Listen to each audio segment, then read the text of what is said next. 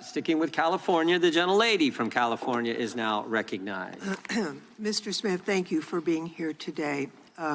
Earlier the chairman spent a lot of time talking about Cassidy Hutchinson, who we know was just one of many witnesses. It's important to note that there was testimony that she was told something by Mr. Ornato, not that she had personal knowledge. And of course, Mr. Ornato was of very questionable veracity. We had a testimony from a Metropolitan Police Department official about an argument, a big argument that the president was having about going to the Capitol. And in fact, the vehicle was delayed going back to the Capitol while that argument occurred. But having said that, I want to focus on something my colleagues across the aisle seem to want to ignore. The fact that your investigation into President Trump's attempt to overturn the 2020 election was built on testimony from members of the Republican Party. In fact, last week, the New York Times published grand jury transcripts from Georgia that show the same pattern in Trump's Georgia criminal case. Georgia's Republican Attorney General Chris Carr testified that he told, quote, and this is a quote, "We're just not seeing the things that you are seeing." And the late Georgia House Speaker David Ralston, also a Republican, testified that Trump's fake elector scheme was, quote, "the craziest thing I've heard." And then there's Senator Lindsey Graham, one of the president's closest allies. In his secret grand jury testimony, Senator Graham told the jurors, quote, "I have told him more times than we can count that he fell short," unquote. And then he said this, quote, "If you told him Martians came and stole votes, he'd be inclined to believe it." Martians, that's from Senator Graham speaking under oath. So here's my question. Mr. Smith, in your deposition with this committee, you testified, and here's a quote, "Our case was built on, frankly, Republicans who put their allegiance to the country before the party."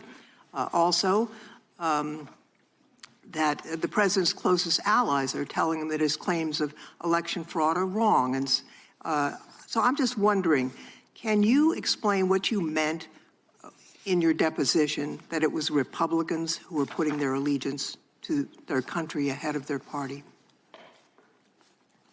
Yes. There were witnesses who I felt would be very strong witnesses, including, for example, the Secretary of State in Georgia, who told Donald Trump the truth, told him things that he did not want to hear, and put him on notice that what he was saying was false.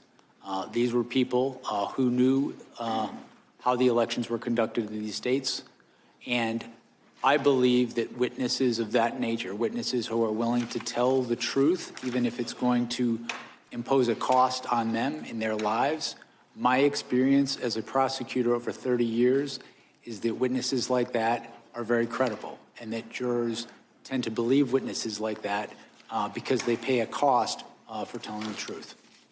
In terms of the grand jury testimony that's now been released, the fact that Donald Trump, according to Senator Graham, would believe that Martians stole the election, what does that tell you about Trump's state of mind?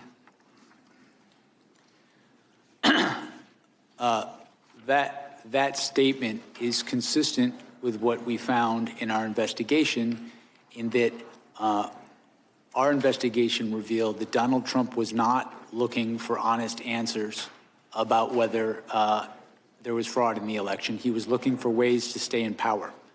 And when people told him things that conflicted with him staying in power, he rejected them, or he chose not even to contact people like that who would know if the election was done properly in the state. On the other hand, when individuals would say things that would allow him to stay in power, no matter how fantastical, he would latch onto those. That pattern, over time, we felt was powerful evidence that he, in fact, knew that the fraud claims he was making were false. You know, who were some of the Republican witnesses who told you that who told President Trump that his claims of election fraud were false? Can you share that with us?